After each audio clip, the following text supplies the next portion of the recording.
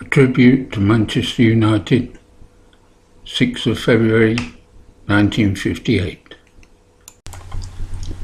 I remember the 6th of February in 1958, the day before my 16th birthday.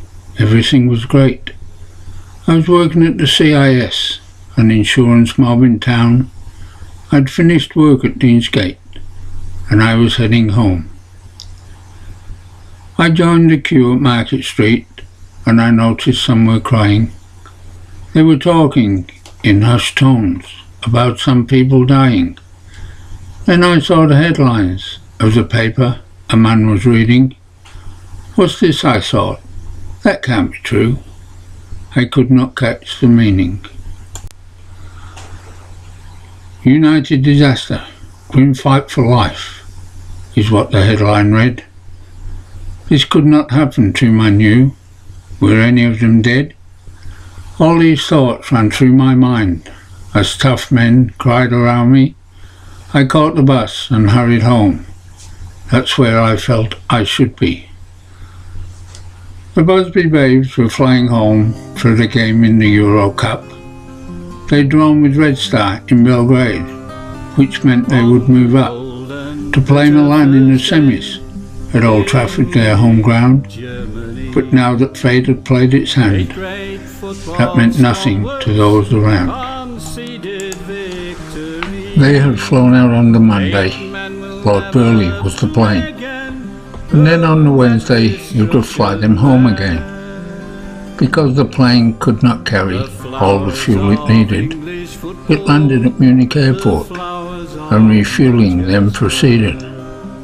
Came down to refuel at Munich and it was snowing and windy. Across from me on a three-seater were two players, and it was Bobby Charlton and Dennis Violet, like two kids playing cuckoo over the top of the six-seater going yeah and shouting down at the back of the plane like a pair of kids. We set off down the runway. Not the slightest concern, and I'm looking out the window and the wheels are directly outside my window, and I watched this bow wave of snow like you would in a speedboat. I didn't have the slightest fear or doubt at all, and all of a sudden I watched the wheels lock. Could happen to be looking out the window just with interest, and they locked and unlocked and the plane started to spin and skid around a bit, locked and unlocked, and she eventually finished up slightly side on. At 14:19 GMT, the plane was cleared for takeoff. Everyone was ready, and the captain let the brake off. The takeoff was abandoned when the gauge was fluctuating. The engine did not sound right when they were accelerating. Now, the second time, the same thing happened again. The plane stopped and we went in for a cup of coffee. They tried a second takeoff just 3 minutes later, but they had to call it off. Problems with the accelerator. The passengers then left the plane and retreated to the lounge. Heavy snow was falling now. The plane may not leave the ground. Duncan Edwards sent a telegram to let his landlady know the flights have all been grounded because of all the snow. The captain told the engineer the problems with their flight. The engineer said, I suggest you should all stay the night. The third time the boys was talking about if the plane was going to crash, because when we got back to the plane, some of the players swapped seats. They went at the back because they thought it was safer at the back of the plane. When we got on board the aircraft the last time, I went to where I had sat. Bobby Charlton and Dennis Violet left the three-seater opposite me, and two or three more moved to the back of the aircraft, and we started to roll, and I was starting to get afraid. I think that we can make it, said the pilot, Captain Thane, and 15 minutes later they were all back on the plane. If we use the throttle slowly, we can build to takeoff speed. We have a lot of runway, much more than we should need. The less confident of flyers, and Billy Whelan, he was one, said, I'm ready if this means my death. and then it was done. Duncan Edwards and some others had moved back into the plane. They believed it would be safer if something happened once again. A decision now was needed, and soon one had been made. They were going for a takeoff, and everybody prayed. The pilot slowly moved the throttle and then released the brake as the plane moved down the runway and began to accelerate. Zulu uniform is rolling was their message to the tower. It threw up slush and increased speed as they slowly built up power. The captain called velocity, and then he heard the engine falter. He pulled back a bit, then forward slow, till he heard the heartbeat alter. V1 was called at 117. Takeoff could not be aborted. V2 was next at 119, to leash to get us started. Then he could lift us off the ground and climb towards the heaven. However, it was not to be. The speed stayed round 117. Velocity dropped to 112 and the engine could not take it. The plane began to slip and slide. They knew they would not make it. It skidded off the runway and crashed into a fence, then crossed the road and hit a house. The feeling was intense.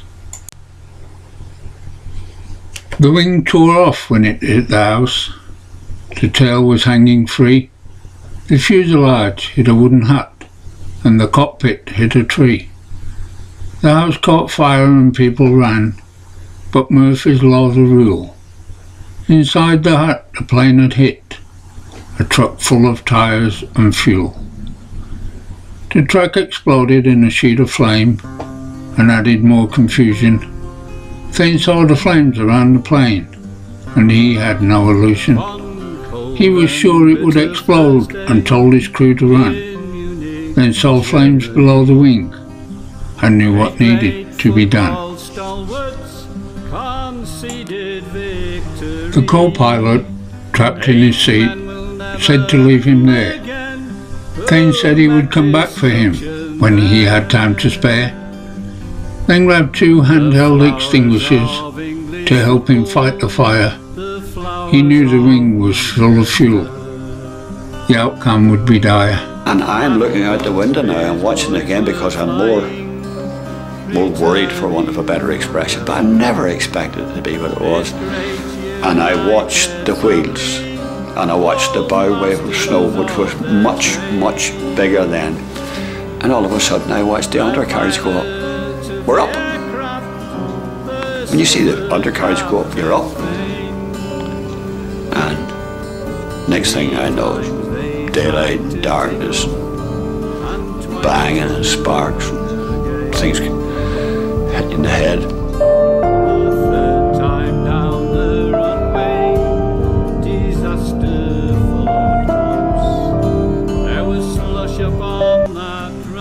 That day saw many heroes who were ordinary men. Harry Gregg the goalie was just one of them. The captain had decided to make the run again, but many were poor flyers and were talked aboard the plane. As we started down the runway, I began to feel real scared, and I realised how quiet it was. The lads just sat and stared. As I looked out the window, a house and tree went by. Then everything just went real black, and sparks began to fly. I thought it was dead because it was pitch black. I was afraid to touch my head. I thought the top of my head had been cut off. And I looked up to my right when things had sort of settled. I saw a tiny little patch of light and I started to crawl, and I'm crawling up. And I turned on my backside and kicked a hole bigger and dropped down the ground beside him, and I thought, Christ, I'm the only one alive here. The plane went on its side, sort of upside down. There was only silence and blackness all around. And for a second, daylight, I thought that I was dead, and I just sat there quietly. strange thoughts in my head. I thought, I've had a great life, and a lovely family too. If this should be the end of it, they'll know just what to do. It was then I realised that I was still alive. I unclipped my seatbelt and kicked my way outside.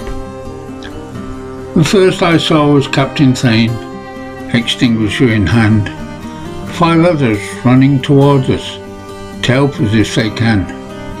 "It's going to blow, you better run," he yelled with all his might, and so we turned to run away towards the airport light. As I turned, I heard a sound. A child was crying near. I yelled, "There's a kid alive inside," but they didn't hear. I went back into the plane. I was terrified, afraid of just what I might find in the smashed and wrecked inside. I found the little baby and started to carry her out. The radio man was running by, so I gave him a shout. "Take the baby off to safety and I'll go back inside to try and find her mother, if she is still alive." She was in a bad condition, but I did what I could do. I kicked a hole in the fuselage, and then I pushed her through. Then I found Albert Scanlon, but he seemed badly hurt. Trapped by his feet, he could not move, though I tugged on his shirt. Peter Howard of the Daily Mail was in the other seat. "I'll stay and keep him company. I'm sure that will be sweet. Some rescuers will be here soon, just you wait and see. And I know it won't be long before they set us free." I started to come around what was left of the stump of a wing, and I found Bobby Charlton and Dennis Violet lying half in, half out of what was the aircraft. I thought they were dead. It was burned. I pulled them about 15-20 yards away. Just grabbed them by the trousers and pulled them through the snow and laid them over a pile of rubbish, left them there dead. I then found Dennis Violet and Bobby Charlton too, lying very still. I wasn't sure what I should do. I really thought that they were dead and dragged their bodies out. I was looking for Jackie Blanchflower, and his name I began to shout. As I searched for Jackie, I saw the tail end of the plane. I watched in disbelief. It was ablaze with sheets of flame. The thoughts were of the lads who moved there just before the run. Frank Swift and Duncan Edwards, Dudley's favourite son. They thought it would be safer, just a feeling in their bones flame. And with them Tommy Taylor, Eddie Coleman and Mike Jones. It was then I saw Matt Busby. He held his chest in pain. My legs," he cried out, and could not move again.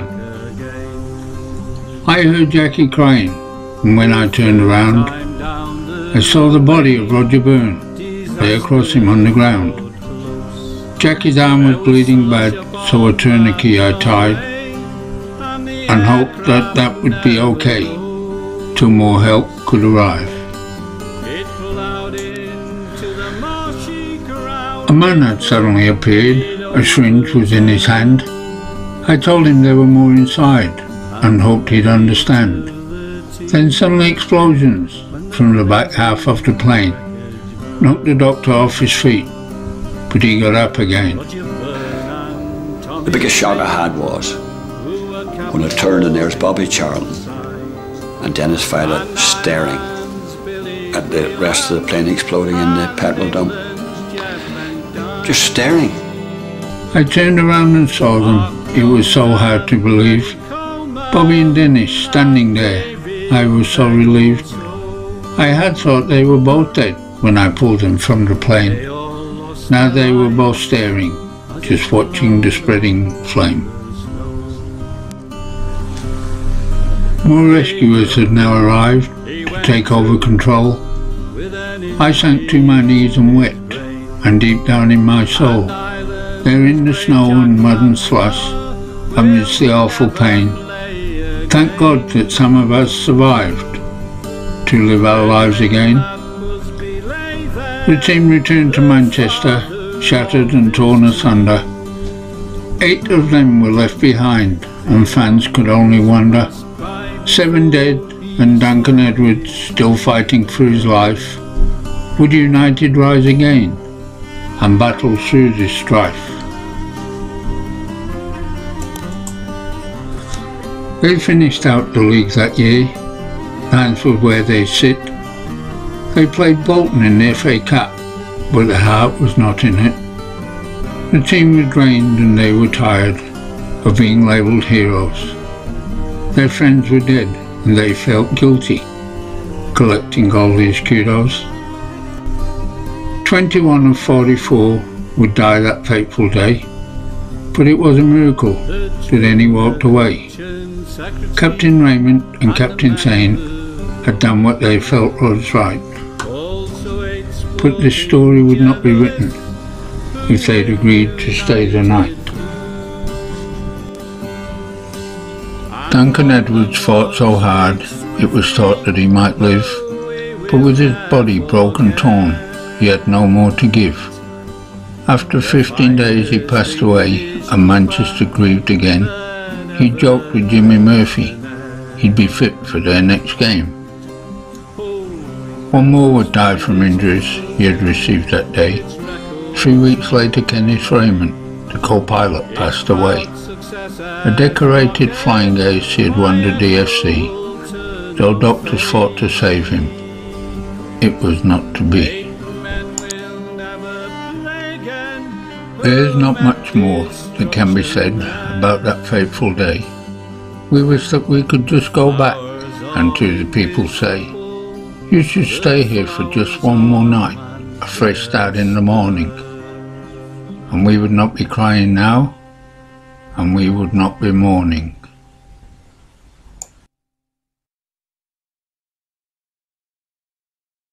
Among the injured was the Manchester United manager Matt Busby. In a Munich hospital, he fought for his life for several days. He was already a soccer legend, taking Manchester United to the final of the FA Cup the year before. Now, Busby's babes, as the team was affectionately known, were shattered.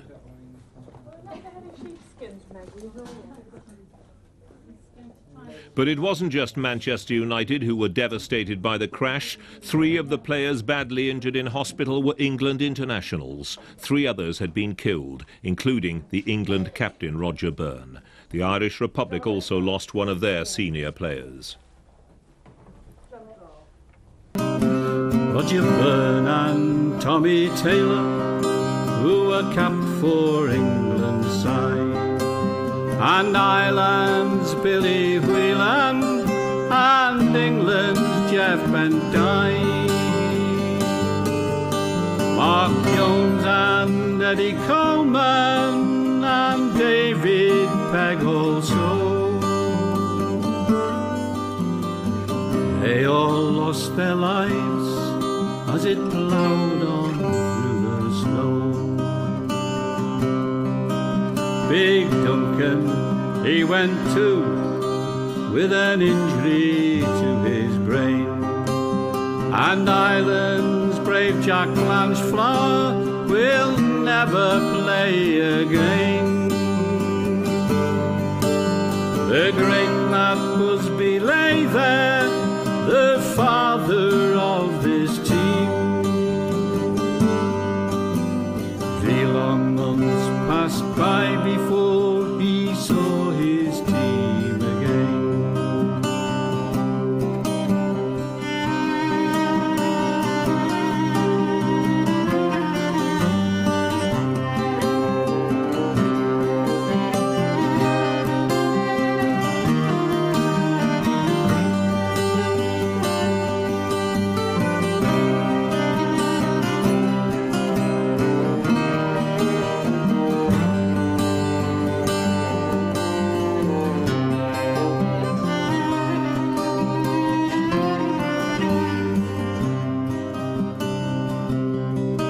the trainer, coach and secretary, and the member of the crew. Also 8 sporting journalists who with United flew. And one of them was Big Swifty, who we will never forget. The finest English keeper that ever graced a net. Oh, England's finest football team, its record truly great. Its proud success as mocked by a cruel turn of fate. 8 men will never play again who met destruction there. The flowers of English football, the flowers of Manchester.